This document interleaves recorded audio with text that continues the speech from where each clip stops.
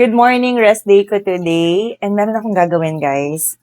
Hindi ko na hinihintay na sobrang dumi yung filter. So, ngayon pa lang, lilinisin ko na siya para hindi mahirap. And ito pa, silipin natin yung garden. Kailangan na ulit siyang itrim. So, ngayon pa lang na hindi pa siya ganun kalala, ititrim ko na. Para less trabaho din for me. And ano pa ba? Kakain muna ako, guys. May ulam for today is mangga with bagoong. Kahapon nakabili ako ng mga Indian mango. Susulitin ko na kasi pag nag-ulan na, mahirap na maghanap ng mga Indian mangoes. So, ngayon na medyo marami pa kahit medyo umuulan-ulan na, baka mga last stock na nila to. Mamimiss ko mag-ulam ng mangga ulit kapag tag-ulan na. Kita niyo ba yung skin ko? Nag-spray kasi ako ng Dalba, yung first spray serum, yung color yellow. Yun yung ginagamit ko pag nasa bahay. Sobrang ganda niya. Look, kakagising ko lang. Walang ibang nakalagay sa face ko. Naghilamos ako and then nag-spray ako ng Dalba. Ganda niya. Perfect partner is of course may bagoong from Barrio Fiesta. This is spicy. Siyempre, kailan ba ako hindi kumain ng spicy? Spicy bagoong is my favorite. Ang dami kong kanin! This is kaning lamig. Brown rice na malamig. Of course, may mangga. Ang sarap. 20 pesos per kilo para sa mangga. Sa Binyan Palengke ako bumili. Hindi ako nakapag-vlog kahapon kasi pagod ako. Kain tayo, mga onta, mga guys.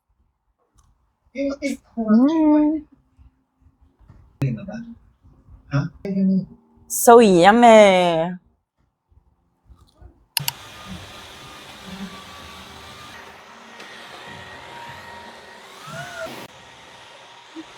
Labas muna tayo kasi mamaya mainit na.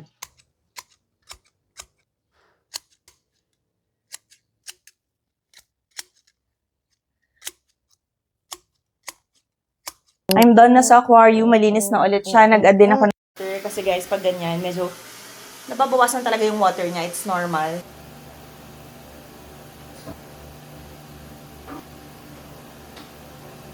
Stairs is always dirty talaga. Today's lesson. Letter A naman ang i-write ni Caleb.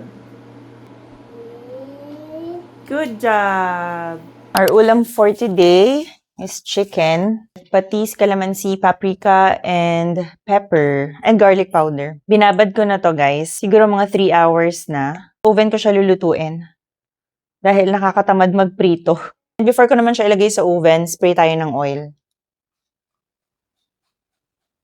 So, this is the smart oven from Samsung. Ang dami nagtanong nito, guys, kasi nga microwave, pwede kang mag-bake, pwede kang mag-air fry. Bake na ako dyan ng cookies, tsaka ng banana bread. Grabe, na-skip na yung video natin sa dinner. Ito, dinner namin ni ate. Yung burrito na ginawa ko. Yung spinach wrap na nabili ko sa Sydney. Masarap siya. And beef lang yung laman, and cheese, and onion and tomato. Yun lang. Sarap, kay? Yep. Garlic sauce with sriracha. Sarap siya, bagay talaga siya. Kain.